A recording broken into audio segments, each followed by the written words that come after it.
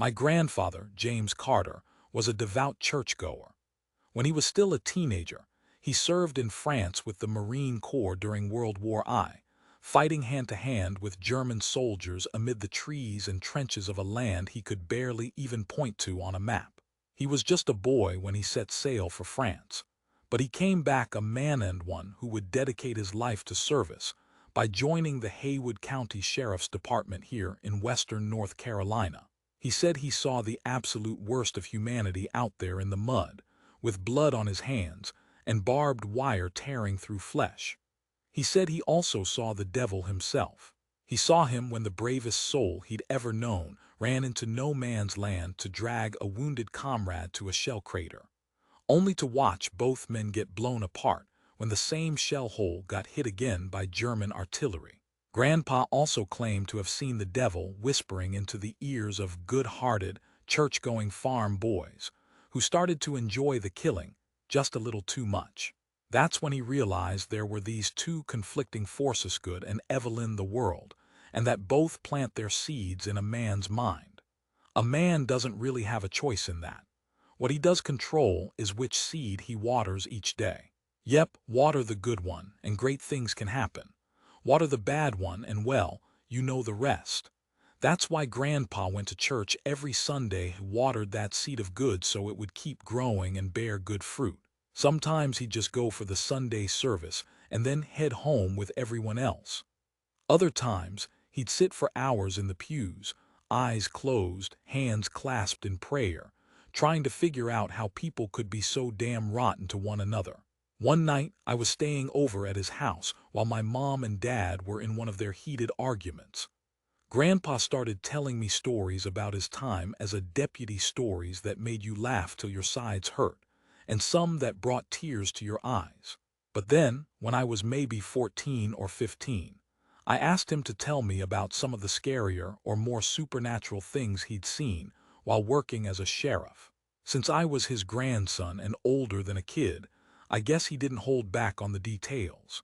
By the time he finished that story, I almost had to kneel to get my jaw off the floor. Grandpa said that back in late October of 1923, he went to bed one Sunday night feeling light as a feather. It had been a quiet week, good weather, a hearty dinner cooked by his new wife, my future grandma, and he drifted off feeling everything was just right in the world. But when he woke up, it was a different picture, like stepping into a biblical storm. He got up at 5:30 in the morning, took a shower, ate breakfast, and then drove his battered old Model T down to the sheriff's office in Wesville, which the department lent him. He opened up right at 7 o'clock a.m., sat at the front desk with his second cup of coffee, when a man from a small town called Woodrow stumbled through the door, walking all the way there barefoot. Grandpa said he could tell from the man's bloodshot eyes before the guy even spoke looked worse than drunk, with this frightened, wide-eyed stare as if he'd seen something terrible. The man staggered up to the desk and said he needed to be locked up. When Grandpa asked why, the man got frantic and begged to be jailed or shot. He claimed he'd murdered his wife and infant daughter. Grandpa didn't know this man from anyone, and folks often say crazy stuff when they're drunk, but the man sure looked like he'd done something monstrous. Without cuffing him or even locking the door, Grandpa gently sat him down in a cell and called the sheriff to tell him what he'd learned. A few hours later, Grandpa, the sheriff, and some deputies drove to Woodrow to verify the man's story. The man was drunk, maybe more drunk than a possum in a moonshine jug, as they say, but he was no liar. He had brutally hacked his wife and baby to pieces while they lay in each other's arms. The axe was nearby, and Grandpa said you couldn't even tell where the mother ended and the baby began. The sheriff and Grandpa sighed and headed back to the office, then sat down with the killer. When they asked why he'd done it, the man, who was suffering from the worst hangover of his life and hadn't slept in over 24 hours, said something that grabbed Grandpa's full attention. About 2 months before he murdered his family, a man named Luke Anderson was walking home from his job at the sawmill when he came across a woman by the roadside.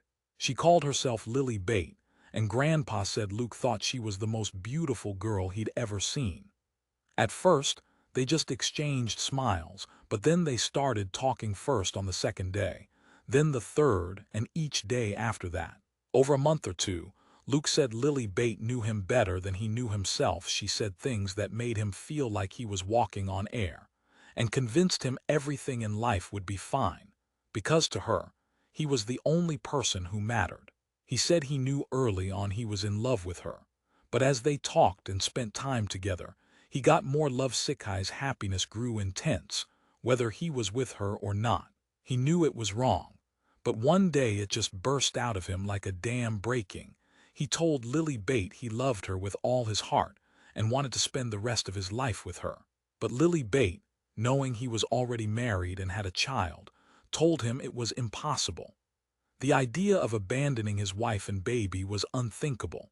They'd either starve or end up in a poorhouse, and back then those places were crawling with diseases and parasites. No way would Lily Bate go there, or risk her newborn in such a place. So she told Luke that if he truly loved her and wanted to run away together, he had to do something first: send his wife and daughter to heaven. Lily Bate asked if they were free of sin, and when Luke assured her they were, she said there'd be no better parting gift than eternity in paradise. At the time, Luke thought that made perfect sense, like he was a surgeon doing a quick, bloody, ugly job that would benefit everyone in the long run, especially his wife and daughter, who he just knew would forgive him once they understood. He said Lily Bates' words twisted his mind. She made the most terrible plan seem like the smartest idea ever. That very night, after arranging to meet Lily Bate and sending his wife and daughter to be with the Lord, Luke grabbed an axe from the woodshed, waited till everyone was asleep, and then murdered them. He washed the blood from his hands, changed clothes, and fled into the woods to meet Lily Bate at their agreed-upon spot. As he ran through the trees, thinking about how happy he'd be to forget those horrific memories of his family's slaughter, he was stunned to find Lily Bate no longer there when he arrived. A half-hour passed, then an hour, and he called out her name, wandering around in frustration. Just as dawn was breaking, he saw something. A small wooden doll, no bigger than a child's toy, sitting right in the middle where they'd agreed to meet. When he picked it up, he noticed it looked remarkably like Lily Bate. That's when the shock hit him. Had been stood up, big time. At first, he refused to believe it, but then reality hit hard. He walked back to his ruined house, sat at his kitchen table, downed every drop of his homemade moonshine. Remember, this was during Prohibition, and then he walked all the way to Westville to confess everything. Once he was finished, the sheriff told him he was under arrest. Luke was perplexed, thinking he already was. He then slept off and on for nearly 24 hours, but every couple of hours, he'd wake up screaming and then drift back to sleep, crying out apologies to a wife and daughter who couldn't hear him.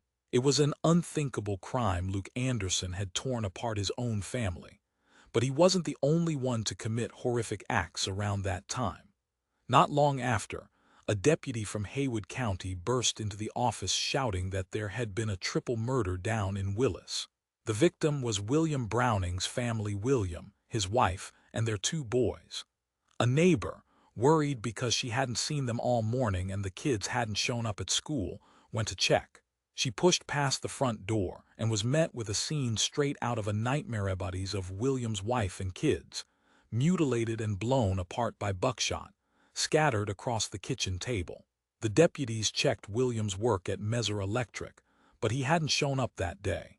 They scoured the surrounding areas, including Moonshine Creek, where they finally found William himself. His body was blue, eyes wide and bloodshot, with dried vomit streaked across his shirt.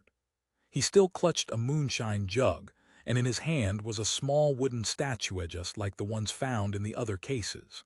By then, the sheriff and his deputies were already overwhelmed. They had 2 men watching over the Emlan house in Woodrow, and 2 more over the Browning place in Willis. They knew a busy week was coming, full of investigations, but they had no idea that 2 more bodies were waiting to be uncovered. A fisherman near Lake Junaluwa spotted something bobbing near the shore, something that looked like a body. As he drew closer, he realized it was a corpse. Unbeknownst to him at the time, it was one of William's friends, a boy named Charlie Mitchell. Within an hour, deputies arrived to guard the scene. They suspected Charlie's death might have been an accident, perhaps a fall or maybe something more sinister.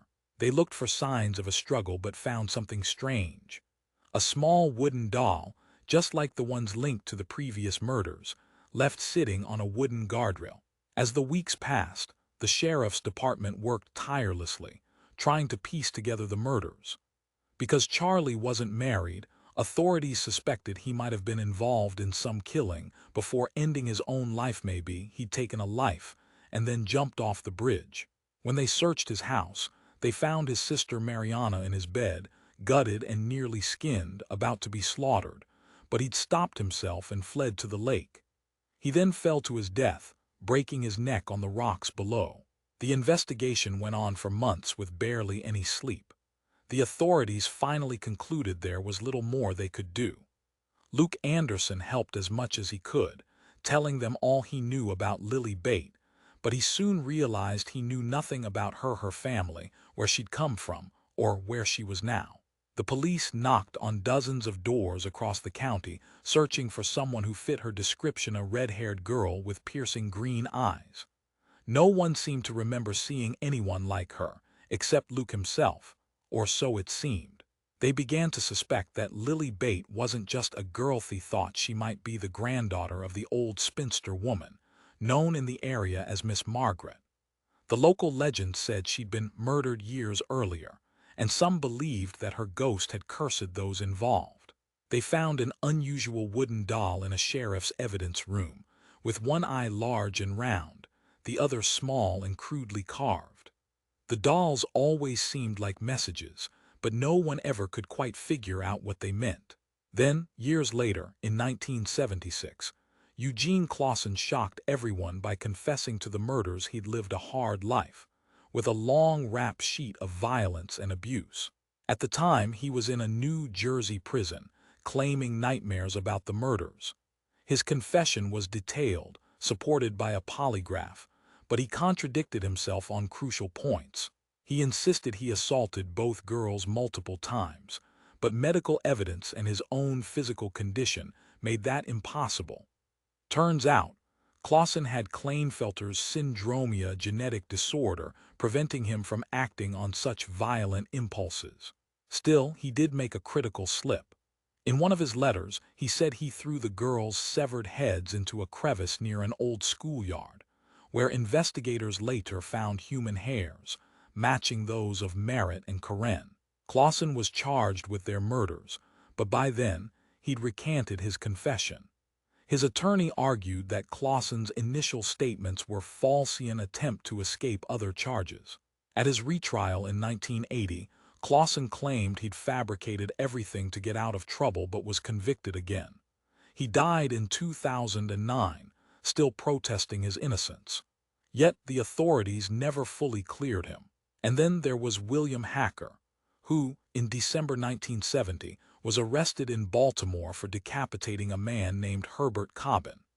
Hacker had a history of violence, including multiple unexplained decapitations over the years across West Virginia, some involving beheadings with no apparent motive. He'd been in and out of prison, with his name linked repeatedly to these grisly shocks. Another suspect was John Crutchley, whose family owned land near the crime scenes. Crutchley was already on the police radar for an assault on a young woman in Morgantown, and his father was connected to the property where Karen and Merritt's bodies were found. Rumors floated that he had a close, disturbing relationship with his own sister, an affair that might have fueled horrific rage. Some believed that if his sister ended their secret relationship, Crutchley could have snapped. One more person of interest was Eddie Slaughter, a janitor at WVU's Westchester Hall, same dorm Merritt and Karen had stayed in. He'd recently quit his job, and a woman who saw him at a gas station said he was unusually interested in her fur coat, even making suggestive comments about touching it. When police tracked him down, they discovered he had called in sick on the day the girls disappeared. They examined his handwriting, but it didn't match the letters from the triangles, so they dismissed him initially. Later, they learned he was related to someone under suspicion, his nephew, Ronnie Bird, a known fire starter and animal cruelty offender, who was also under investigation for the same murders. Police even questioned whether Slaughter was acting alone or in concert with others. There were even whispers about a cover-up involving corrupt officials at the state level. In 1971, Trooper Preston Gooden came forward with shocking claims that high-ranking officials at the Department of Public Safety had lied about their activities related to the murders. He alleged political interference, order to suppress investigation details, and even pointed fingers at other officers who'd been moved or silenced when they tried to follow promising leads. Gooden had been dismissed from the force, but later won a settlement claiming his constitutional rights were violated. Meanwhile, Governor Arch A. Moore Jr. was later found to have committed his own crimes: bribery, extortion, conspiracy, and served time in federal prison. He'd accepted illegal payments, coerced officials, and conspired to derail investigations. The connection to the murders and the triangle letters remains a tangled web, with some believing his corruption ran deep into the cover-up or manipulation of evidence. In the end, the murderer of Merritt Malik and Corinne Frell is still officially unknown. Over the decades, many suspect the work of monsters hiding behind the masks of menpeople who prey on the innocent and leave behind only the scars in the form of wooden symbols and broken lives. It's a terrible reminder that monsters often walk among us, only veiled by civility. Because, as the Pledge of Allegiance says, we fight for justice for all, but when those entrusted with justice are corrupted, well, then justice becomes a ghost, slipping away like smoke in the wind. Thanks for listening, friends. Be sure to hit that notification bell so you never miss a story. I post new videos every Monday and Thursday at 9 o'clock m Eastern. We've got live streams every Sunday and Wednesday night too. Got a story? Send it to me at letsreadsubmissions@gmail.com, and maybe your tale will be the next one I tell. For early access, bonus content, and more, check out my Patreon or hit that join button here on YouTube. And don't forget to listen to the Let's Read podcast, where all these stories are collected and shared anywhere you get your podcasts. Thanks again, and I'll see you soon.